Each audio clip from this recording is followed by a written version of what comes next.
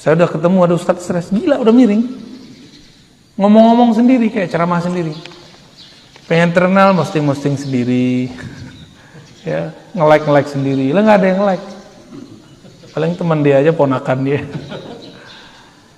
Kita itu nggak usah berpikir ke sana.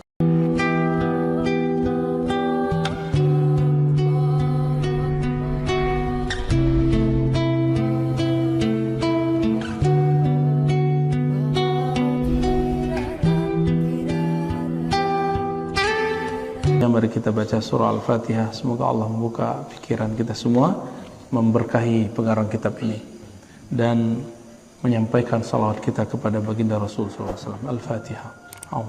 Bismillahirrahmanirrahim. Ya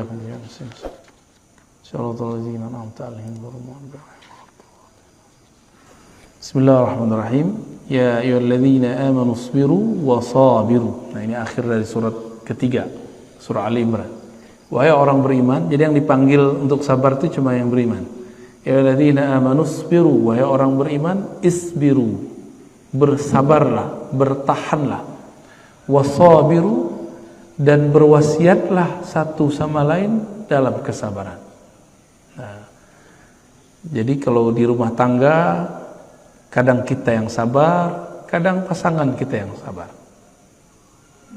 Kalau kita di komplek, ya, kadang kita harus nahan diri. Ada juga sabar yang jarang dibahas orang, adalah sabar menahan dua hal, nikmat dan rahasia. Menahan untuk tidak posting nikmat yang kita dapat, habis dari mana posting. Itu kalau teman-temannya iri, ya selesai sudah, nanti dikomentarin macam-macam. Karena ada ungkapan kullu man'umin mahsud. Setiap orang yang dapat nikmat pasti kena hasad. Pasti ada yang hasad sama dia. Ya. Setiap orang-orang yang dapat nikmat pasti ada yang hasad. Jadi jangan sering-sering posting keluar kota, posting lagi di mall mana, nggak usah. Ya. Keluar negeri. Kalau orang lain biarin, orang lain yang posting kita biarin. Ya. Karena ada beberapa kawan itu nggak kuat ya melihat orang lain dapat nikmat, nyesek dadanya. Ya. Tapi kita juga nggak akan berhenti menikmati hidup kita cuma karena ada orang hasad gitu. Udah nikmati aja hidupnya. Ya, kira-kira begitu ya.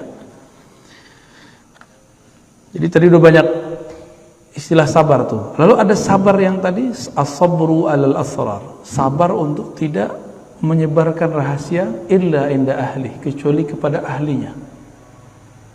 Nah, ada orang-orang nggak sabar ngomong rahasia, dibuat channel di YouTube khusus bahas ilmu makrifat. Padahal ilmu-ilmu begitu nggak boleh disebar sembarangan. Kalaupun disebar, ada caranya. Dimulai dari analog. Jadi ilmu rahasia setinggi apapun itu bisa dijelaskan, tapi pakai analog. Karena di Quran itu analog itu banyak. Allah menyebutkan mathalul ladzina, masal ya, perumpamaan. Maka Imam Ibnu Qayyim nulis kitab namanya Al-Amsal, permisalan, analog ya. Nah, kadang-kadang kita nggak sabar ya. Ada kawan saya sekarang dia manhaj dakwahnya agak berbeda ya. Dulu waktu dia berdakwah, dakwah di kapal, ada orang minum-minum. Assalamualaikum. Ada orang suka minum-minum. Langsung mau dia labrak itu orang. Namanya orang mabuknya masih separuh, itu bisa main golok. Udah hampir dibunuh itu Ustadz. Karena nggak sabar ingkar kepada orang yang sedang mabuk. Jadi mau ingkar saja ada caranya, nggak boleh asal ingkar. Nah, maka di sini ada namanya ukuran kedewasaan jiwa. Ada kedewasaan ruh. Ruh itu dewasa kalau dia mampu menahan rahasia-rahasia Allah dan mengerti rahasia-rahasia Allah. Kalau jiwa yang sabar itu menunjukkan jiwa itu sudah tua, sudah matang walaupun tubuhnya masih muda. Ya. Kan banyak orang udah tua badannya, tapi kesabarannya nggak ada, ya, nggak sabar dari semua yang tadi. Baik, nah, saya juga perlu kesabaran ngajar. Dulu waktu kita awal-awal ngaji, itu yang hadir cuma 3 orang, Pak. Ya, itu ada di Ciputat dulu, 3 orang, lama-lama jadi 13 orang, lama-lama jadi 30 orang. Maka kita nggak sedih juga orang ngaji berapa aja, saya udah biasa. Orang sekali datang 3 ribuan, orang sekali datang 10 ribuan, itu udah biasa, udah sama rasanya, udah hambar rasanya, ya. Karena ngomongnya sama aja. Satu hal yang membuat kita senang. Jadi orang-orang kalau sabar adalah hiburan dari Allah. Setiap majelis yang kita buat itu dihadiri malaikat-malaikat Allah. Ya. Bapak ini buat majelis istiqomah aja, itu malaikat ngabarin ke malaikat yang lain. Pengurus masjid itu kalau nggak sabar gawat itu. Ya. Jadi guru harus sabar. Apa aja dimensi hidup kita harus punya as-sabr, ya, kesabaran. Nah, semoga sifat sabarnya ada dalam diri kita semua. Nah, sabar itu mesti diuji. Maka ada indikator-indikator untuk mengujinya. Ada media-media, ya, untuk mengujinya. Nah, nanti ada indikator kesuksesannya, ya. Apa aja medianya? Nah, dalam surah Al-Baqarah ayat 155, media-media untuk menguji kesabaran. Medianya bukan sosial media, ya. Perangkat-perangkat yang Allah siapkan untuk menguji kesabaran. Ayatnya kita sudah hafal semua barangkali. وَلَنَبْلُوَنَّكُمْ بِشَيْءٍ مِّنَ الْخَوْفِ وَالْجُوعِ وَنَقْصٍ مِّنَ الْأَمْوَالِ وَالْأَنفُسِ وَالثَّمَرَاتِ وَبَشِّرِ الصَّابِرِينَ. Jadi pembuktian benar kan nih orang sabar. Maka diberilah beberapa alat uji. Pertama, bisyai'in, kami akan nabluwannakum, sungguh kami akan uji kamu. Jadi ini Allah ngomong pakai sungguh. Sungguhnya 2 kali, ada lam dan nun. Wala nabluwannakum. Lam pertama menunjukkan sungguh, lalu nun di belakang menunjukkan kesungguhan. Berarti 2 kali. Sungguh benar kami akan menguji kamu dan selalu menguji kamu. Karena ini menggunakan kalimat dalam bahasa Arab disebut fi'lun mudhari', ya, kata kerja yang aktif dan selalu berlaku. Sungguh kami akan selalu menguji kamu. Dengan apa? Bisyai'in. Syai'in itu dalam bahasa Arab sedikit saja. Bisyai'in minal khauf, sedikit saja dari khauf, rasa takut. Waktu pandemi ada rasa takut kan? Awal-awal pandemi kan Depok yang nomor 1, ya. Bener. Depok yang kena, yang tutup kompleknya di daerah Kalimantan. Kita baru dari Kalimantan, Pak. Malam tadi saya baru sampai. Yang tutup kompleks itu yang kena Depok, kan lucu. Ya itulah bisyai'in minal khauf. Nah, khauf ini disebarkan melalui berita-berita, kata-kata orang. Galak bener itu dulu, ya. Kita ikut jaga-jaga dulu, ya.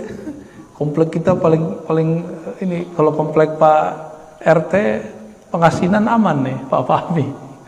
Ya, santai-santai aja. Karena orangnya sudah dewasa, ya. Tapi kalau di sini kan kompleknya newbie, Pak, ya. Komplek baru. Bisyai'in minal khauf. Nah, ini pelajaran ke depan. Kalau kita nggak usah terlalu over menanggapi segala sesuatu yang menakutkan, ya. Bisa jadi ke depan virusnya bentuknya ada lagi. Dan saya sudah berkali-kali mengatakan, ini WHO ngomong bahwa virus ini ada 6, padahal virusnya waktu itu baru 1. Loh, kok dia tahu? Berarti dia dan yang buat virus udah kontak-kontakan tuh, ya. lu punya virus berapa gitu. Ujung-ujungnya ya bisnis, tapi nggak ada perasaan tuh orang, nggak ada sisi kemanusiaan itu.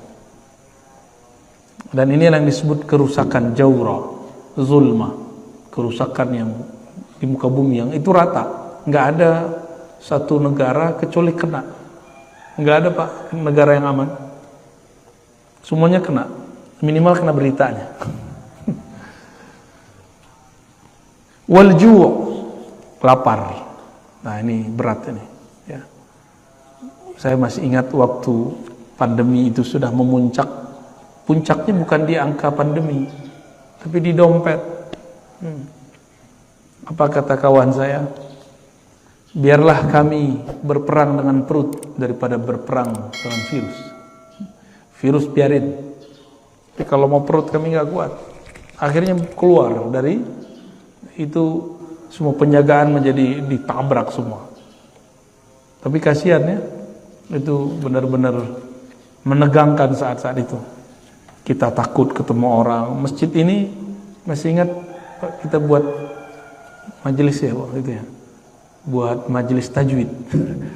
Saya sudah lama pak nggak ngajar tajwid. Selama pandemi itu kita hidupkan masjid, waktu itu cuma beberapa orang kita ngaji tajwid. Tapi belum beres, saya udah kabur lagi. Maaf ya Pak ya. Nanti yang ngajar Ustadz Zen mana Ustadz Zen? Pulang kampung habis. Enggak, masih balik lagi. Alhamdulillah. Seharusnya beliau tuh yang ngajar tajwid. Masa kita semua yang ngajar, udah hadis kita yang ngajar, Quran kita ngajar, tajwid yang ngajar, tamak banget saya itu ya. Terpahala sama saya semua ntar. Wa naqsin minal amwal, ya. Dan kekurangan sedikit kok, naqsin min. Nah, ini menunjukkan sedikit kurang dari harta. Selama pandemi, masya Allah juga banyak orang yang tadinya gajinya wow ya, mobilnya wow, perumahannya wow, tapi semuanya kredit. Gaji hampir 100 juta, ada yang lebih. Pandemi tiba-tiba menjadi nganggur, jobless. Itu rumah belum selesai, rumahnya gede. Jadi nggak kayak rumah kita, Pak. Rumah kita kan kecil nih, sini standar lah ya. Mobilnya masya Allah. Itu dia bingung, ya banyak juga yang stres. Maka kemarin itu lebih banyak orang meninggal karena stres daripada virus. Ini hemat saya loh ya. Karena kita teman-teman saya yang meninggal sebelum kena virus ke apa, tapi kebanyakan dia stres duluan. Gimana nggak stres? Orang udah sakit, satu ruangan sendiri, stresnya itu. Wah itu lebih dahsyat stresnya. Kalau dia nggak belajar ilmu mengenal Allah, maka dia nggak tahu cara memanfaatkan kesepian itu. Ya, kalau saya dulu emang seneng sepi-sepi, Pak. Jadi saya dulu waktu kecil itu dilatih untuk zikir sendiri 40 hari 40 malam. Nggak boleh ngomong kecuali sepentingnya. Kita cuma 3 tuh ya di surau itu. Saya di tengah, di sudut teman saya, bertiga aja. Kita nggak ngomong-ngomong kecuali di waktu-waktu tertentu. Lampu yang dihidupkan cuma lampu kecil sekali, sehingga udah terbiasa sepi. Kayak saya bilang ke orang di rumah, kita cari rumah yang agak ke hutan-hutan yuk, nggak mau deh. Sudah terbiasa sepi gitu, maunya di komplek. Kalau di komplek urusannya komplek Pak ya. Wal anfus ya, dan kekurangan jiwa, maksudnya mati. Nah, virus itu inilah dalilnya. Kenapa mesti ada orang meninggal karena virus? Ini dalilnya. Bahwa memang akan selalu ada, apapun itu namanya, entahkah virus, entahkah musibah alam, bencana, apapun namanya, nanti akan terjadi. Mungkin kita akan menyalahkan virus, menyalahkan yang baru disuntikan ke kita itu apa? Vaksin. Itu kan konsep kita, Pak. Kalau ditakdir Allah, orang ini meninggal tanggal sekian, hari sekian. Dibuatlah sejarahnya biar nggak terlalu mencolok, dia meninggal setelah kena virus atau setelah dimasukin. Ya, itu cuma jangan ketipu, jangan salahkan siapa-siapa. Ya, kenapa saya katakan begitu? Ada satu riwayat dalam riwayat Imam Qurtubi, riwayatnya menyebutkan malaikat maut yang dalam bahasa Ibrani disebut Israel, dalam bahasa Arab itu masih diperdebatkan namanya, malaikat maut. Itu datang kepada Allah semacam demo, ya Allah. Jadi ternyata malaikat maut ini punya sisi yang lembut juga. Apa kata dia? Ya Allah, jika engkau membiarkanku mencabut nyawa makhlukmu, maka semua makhlukmu akan benci dan takut kepadaku. Terus gimana? Tenang, malaikat maut, kata Allah. Aku akan ciptakan asbab-asbab, sebab-sebab, kejadian-kejadian yang dengan kejadian itu orang terlihat dia meninggal setelah kejadian itu, padahal itu kerjaan kamu. Ini malaikat maut setiap hari mandang kita, Pak. Bapak dipandang semua setiap hari. Kalau dia berkedip, mati kita. Ini gampang sekali bagi malaikat maut untuk mematikan kita. Dia sudah punya tanggalnya semua. Tanggalnya, detiknya. Ya, jadi kalau ada kawan kita meninggal karena virus, bukan karena virus itu yang membunuh dia. Banyak kok orang kena virus di luar sana, nggak mati-mati kok. Ya. Kawan kita tiap kali ada virus ini D3-nya kena terus, Pak. Nggak mati-mati. Positif terus dia. Nggak mati-mati. Karena emang takdir dia belum mati dengan virus itu. Mungkin dia mati nanti. Ini wanaksin minal amwal. Tapi orang kan nggak sabar. Orang kemudian menyalahkan ini, menyalahkan itu. Ya. Wathamarat. Nanti akan ada juga ujian paceklik. Kurangnya buah-buahan, kurangnya bahan makanan. Nanti orang nggak akan sabar. Ya.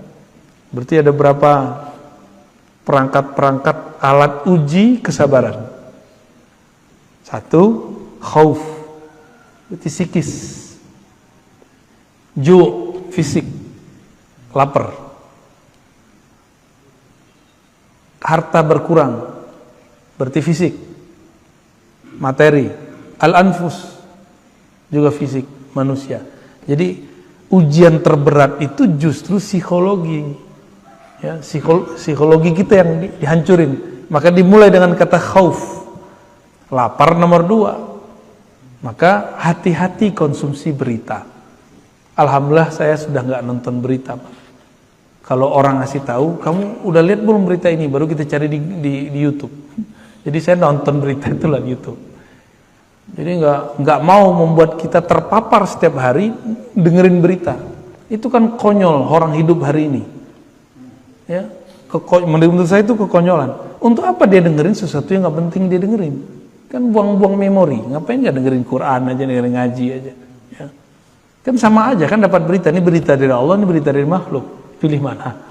Ya, alhamdulillah kayak dunia ini lebih nyaman. Jadi waktu pandemi lagi ramai, saya nggak mau dengerin. Makanya kita waktu itu udah hidupin masjid ya. Sama beliau nih kita hidupin masjid nih. Ya. Orang-orang bahlul sekomplek ini. Orang pernah takut kita buat majelis di sini ya. Ada berapa orang itu, Pak? Ya? 5 orang ya. Ini beliau nih. Pak mantan RT kita. Juga sama. Ya, ada satu lagi yang Pak Guru mana nih Pak Guru nih? Pak Rohman. Nah, itu dulu kita bareng-bareng tuh. Ya, ini akan terjadi terus. Jadi jangan dikira ini cuma terjadi di masa lalu. Besok terus, Pak. Jadi bukan karena WHO yang ngomong. Jadi saya tadi menggambarkan begitu, bukan berarti saya benci juga sama WHO, enggak. WHO itu dan teman-teman dia, teman-teman gelapnya dia itu. Ya, ini bagian dari realnya. Ini ayat tertulisnya, mereka itu ayat nyatanya. Nyatanya memang ada begitu. Ya. Dan syukurnya orang Indonesia ini kan makhluk paling santai sealam semesta, Pak. Bukan sedunia, sealam semesta. Langit aja tegang, Pak. Di sini santai aja. Paling santai, alhamdulillah. Jadi kita ini punya habit kesantaian yang di atas rata-rata. Kawan-kawan kita di Singapura aja itu mereka sangat disiplin. Disiplin itu bagus, tapi terlalu disiplin tegang juga ya. Kita ini ya jujur aja, kita kan nggak disiplin, benar nggak? Tapi kita hidup itu justru dari ketidakdisiplinan itu, Pak. Ya. Maka mohon maaf, saya tidak suka membandingkan negara kita dengan negara jiran, dengan negara Amerika, Prancis, Jerman. Saya nggak suka. Kemajuan kita justru dalam kesantaian itu. Jadi jangan kemudian mengatakan, oh Indonesia ini begini ya. Ya, kamu nggak tahu, inilah power of Indonesia, Indonesian, ya Indonesian power lah ya, al-quwah, al-Indonesia. Kekuatan orang Indonesia itu di santainya. Bapak coba lihat orang Indonesia jalan. Lihat orang jiran jalan, beda Pak kita jalannya. Benar nggak? Maka sekarang muncullah istilah kaum rebahan. Waduh, Masya Allah, itu kan bahasa lain dari kesantaian.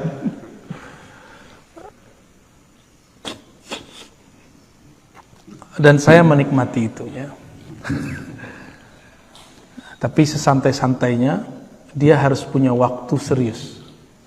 Nah, kita serius tuh nggak usah tunjukin amat ke orang ya. Saya masa-masa serius saya sudah lewat. Itu masa-masa kuliah. Kita kuliah, saya sangat serius. Saya kalau nggak perlu saya nggak temenan. Jadi saya temenan cuma sama orang-orang yang menurut saya perlu. Egois banget kan. Jadi kalau nggak penting udah saya pulang. Pulang dari dulu itu kita cuma baca. Kalau saya agak mumet saya nonton film kungfu.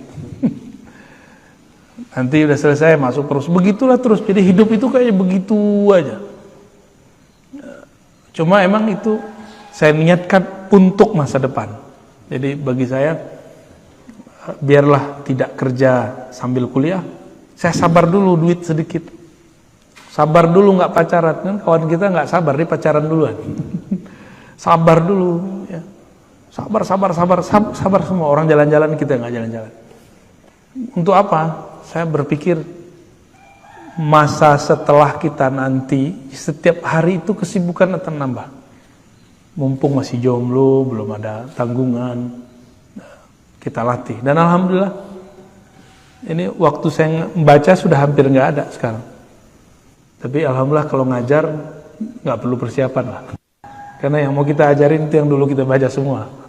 Dan saya nggak tahu itu Pak, yang saya baca itu dulu, membaca aja. Di kampus sendiri misalnya, karena kesabaran itu, kita diminta mengajar satu materi, dan itu bukan jurusan saya. Tapi saya ingat saya dulu pernah baca 2 kitab tentang materi itu, dan itu cukup untuk bahan ngajar. 2 kitab. 2 kitab tuh setebel ini Pak. Kalau udah begini kan udah dalaman tuh, taruh di kepala kan lumayan. Nah, kalau orang sabar, kesabaran menempa otak, kesabaran orang kalau kita latihan fisik. Kalau orang yang latihan fisik, yang fitness itu, dia kalau nggak sabar, sakitnya tuh. Pegel-pegel Pak. Kita pernah latihan fisik lumayan lama juga, itu sakit badan. Ngangkat berat. Kenapa dia mau sabar? Karena dia melihat ada foto atau melihat ada orang, tubuhnya six pack. Saya mau kayak gitu. Dia sabar dengan rasa sakit itu. Maka hari ini dia hanya sanggup 10 kali ngangkat, besok dia sanggup 20 kali ngangkat. Besok dia sanggup 30 kali ngangkat. Inilah hakikat sabar. Orang kalau diuji sekarang 5, nanti diuji 10 bagi dia biasa. Begitulah terus. Nanti kalau sudah 100 kali ujian, melihat yang di belakang baru diuji 3 udah melempem, dia ketawa aja. Baru segitu. Ya. Kalau sekarang ujian saya, ujian ngantuk Pak. Ngantuknya nggak susah datang, bukan gampang ngantuk, susah tidur. Tapi alhamdulillah kalau udah capek-capek banget baru tidur. Malam ini termasuk pulas tidurnya. Kita setiap minggu itu keluar. Saya paling-paling cuma dapat 1 jam, 2 jam. Mau tidurnya nggak bisa.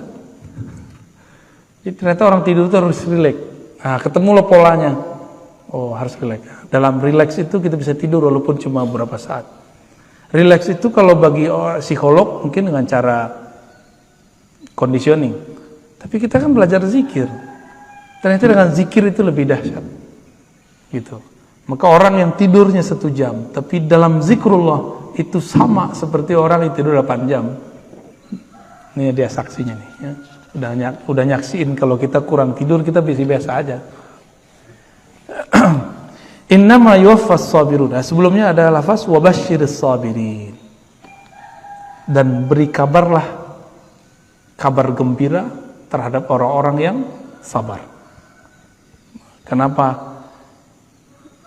Tadi jika dia kuat diuji sekarang 5, besok dia diuji 10, nanti dia melihat yang 5 itu biasa banget ya. Ini contohnya bapak nih melihat anak-anak kita sekolah. Bagi anak sekolah pelajaran dia sudah musibah besar itu ya. Selama pandemi kita jadi tiba-tiba mendadak jadi guru ya. Nggak pernah kuliah keguruan, tiba-tiba jadi guru. Benar nggak? Makanya marah mulu anak. Guru aja marah pak, tapi kita ini marahnya berlebihan. Makanya saya memilih untuk tidak ngajar anak saya ya. Kita serahin ke ahlinya. Walaupun saya seorang guru, tapi kan saya bukan guru anak kecil. Saya guru mahasiswa. Kalau guru mahasiswa kan kita bisa ngobrol. Anak kecil gimana mau ngobrol? Nah, karena kita, wah ini nggak bener ini. Kok kita memarahin anak sendiri dengan cara yang tidak benar? Tapi kita melihat, iya pelajaran anak kecil itu kan ringan bagi kita, benar nggak? Nah, kenapa orang tua bisa marah ke anaknya waktu ngajar? Karena dia punya pandangan, ini kan mudah, kok anakku nggak bisa paham? Nah, dia memaksakan kemudahan dia pada kemudahan anak. Berarti dia nggak menerima realita. Kalau anaknya masih anak-anak. Jangan hukumi anak itu dengan hukum anak remaja atau dewasa. Jadi kalau nggak sanggup ngajar anak, serahin ke orang, ya, serahin ke guru. Wabasyiris sabirin, beri kabar gembira lah orang-orang yang sabar. Orang sabar ini pasti dapat farhan nanti, kebahagiaan. Innama yuwaffas sabiruna ajrahum bighairi hisab. Surat Az-Zumar ayat 10. Orang-orang yang sabar itu akan disempurnakan ajrahum, balasan mereka, reward bagi mereka, bighairi hisab, unlimited, tanpa ada lagi hitungannya. Jadi kalau orang sedekah ngasih 1 dapat 10, ikhlas sedikit 700, ikhlas bener, nah itu ikhlas, terlalu ikhlas, puncak ikhlas itu sama dengan sabar. Itu unlimited. Jadi kenapa ada orang-orang kafir, non-muslim, dia dapat keberkahan dari usahanya? Karena dia mau memberikan promo. Promo itu kan bagian dari memberi. 1 dia memberi, dia dapat 10. Itu kaedahnya. Jadi siapa saja di muka bumi ini yang memberi, bakar duit istilahnya, ya, maka dia akan dapat 10 kali kelipatan keberkahan, mukmin ataupun kafir, sama. Karena itu dalam bab rahmaniyah Allah. Allah ini kan ada Rahman, ada Rahim sifatnya. Rahman untuk semua makhluk. Nah, mereka itu dapat rahmannya. Maka dia promo. Orang kita yang muslim kan enggak. Barang bagus tapi enggak pernah promo. Akhirnya enggak laku-laku. Begitu juga dalam hal-hal beragama, ya. Innama yuwaffas sabiruna ajrahum bighairi hisab. Dulu saya dilatih oleh guru saya untuk zikir awalnya 1000. Terus beliau perintahkan 5000. Terus perintahin 11.000. Terakhir suruh 70.000. Habis itu beliau bilang, udah sekarang mau bebas, mau zikir berapa aja boleh.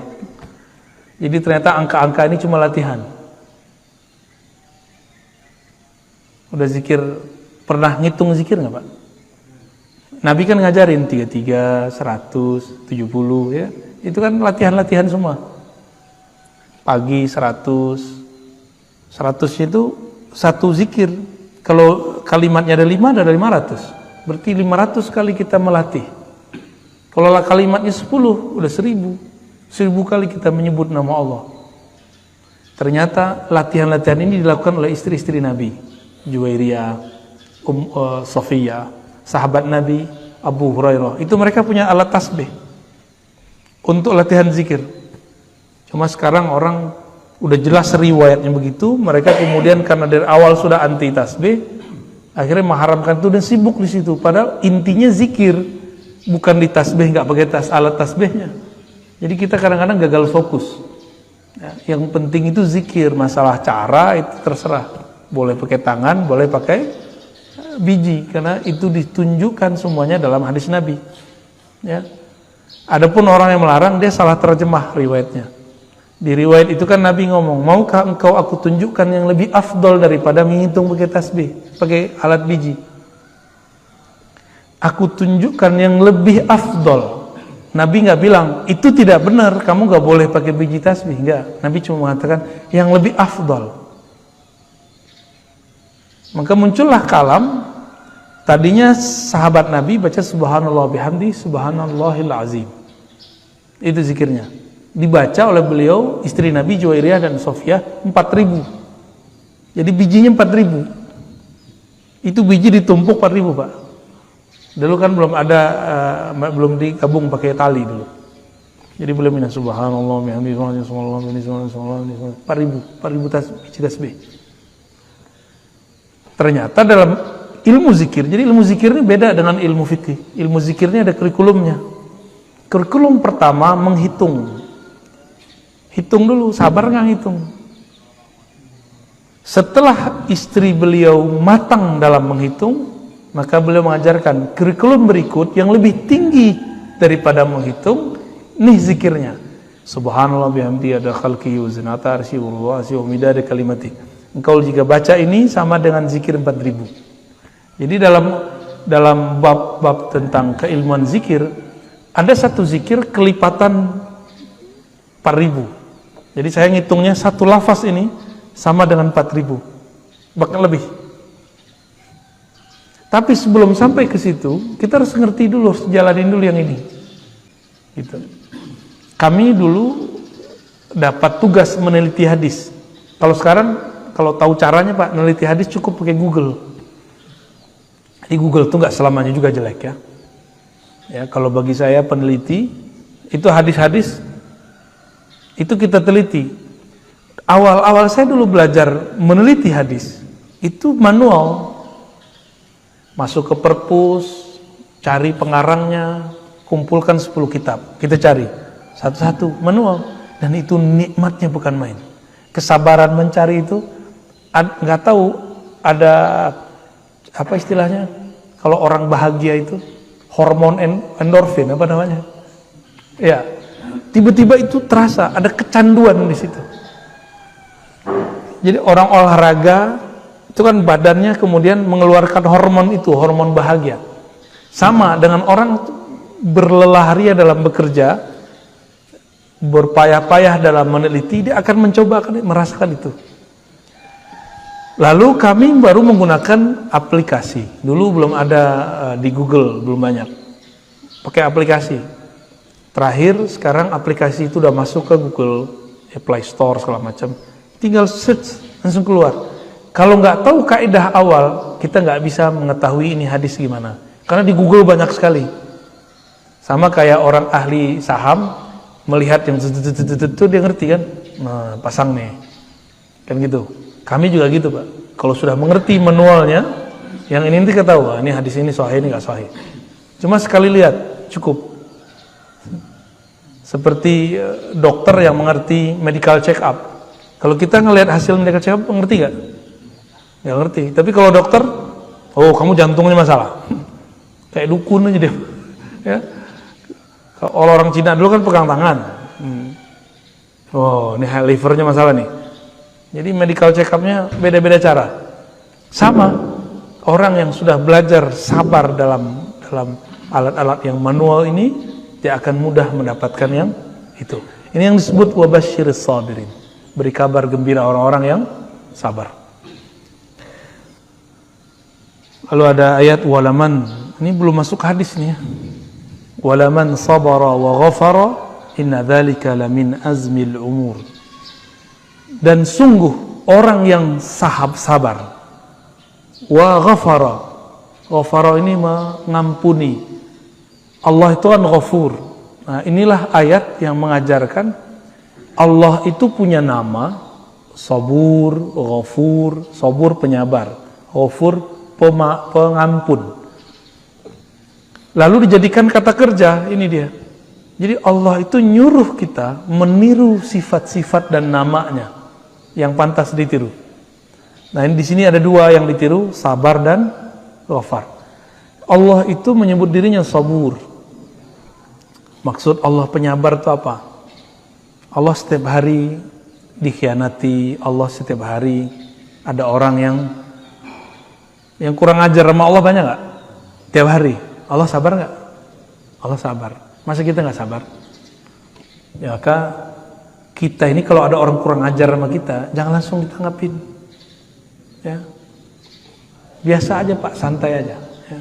Ada orang ngata-ngatain kita. Oh, kalau sekarang ngata-ngatainnya, kalau Bapak sudah masuk YouTube, di YouTube ntar orang ngata-ngatain kita. Kalau Bapak masuk Facebook, di Facebook orang ngata-ngatain kita. Kalau udah masuk TikTok, di TikTok tuh. Cuma TikTok ini kan sudah ada yang kata-kata kasar dihilangin. Ya, kata-kata apa ekstremis itu dihilangin. Cuma yang jorok-jorok masih banyak. Nah, kalau Bapak masuk Instagram, di Instagram orang ngata-ngatain. Itu udah biasa, cuma beda alam. Jadi kan ini zamannya. Orang jalan-jalan kemana, ke luar negeri, sama tetangga sini gak kenal. Ini gak? Punya teman banyak di alam maya. Ngobrol sama tetangga gak pernah. Kita masih ngobrol Pak RW ini. Alhamdulillah. Aneh, ini zaman aneh udah. Maka kesantaian ini harus dijaga Pak. Ya. Ya. Selamat hidup santai, masa depan cerah. Inna dzalika lamin azmil umur. Orang yang suka sabar lalu memaafkan. Nah, memaafkan, memberi ampun itu kan karena santai. Udah santai aja, kan gitu. Orang ini punya azmil umur. Dia punya inti-inti dari suatu urusan. Maka Nabi ulul azmi sifatnya dua. Sabara, ghafara. Sabar dan memaafkan. Jadi nggak ada Nabi ulul azmi kecuali dia dapat dua ini. Nabi Nuh 950 tahun, Pak. Yang ngaji itu cuma beberapa orang sama beliau. Ya. Jadi saya kalau di komplek orang ngaji segini, saya udah bersyukur bener udah, ya. Karena Nabi Nuh, Masya Allah, ya. Tapi namanya harum kan sampai sekarang. Kalau ujian ustadz itu Pak, di luar rame, di sini enggak, makan hati. Nah, tapi karena saya sudah biasa sepi dari dulu, itu biasa aja. Ya. Dulu yang ikut cuma 1, 2, 3 kita baca dulu. Ini biasa aja udah. Maka orang kalau langsung terkenal itu bahaya. Kan sekarang banyak orang yang nggak sabar untuk syuhrah. Nah, ini kalau terjadi, maka adalah ustadz stres. Pernah udah ngeliat ustadz stres belum? Saya udah ketemu ada ustadz stres, gila udah miring. Ngomong-ngomong sendiri kayak ceramah sendiri. Pengen terkenal, posting sendiri. Ya, nge-like sendiri. Lah nggak ada yang nge-like. Paling teman dia aja, ponakan dia. Kita itu nggak usah berpikir ke sana.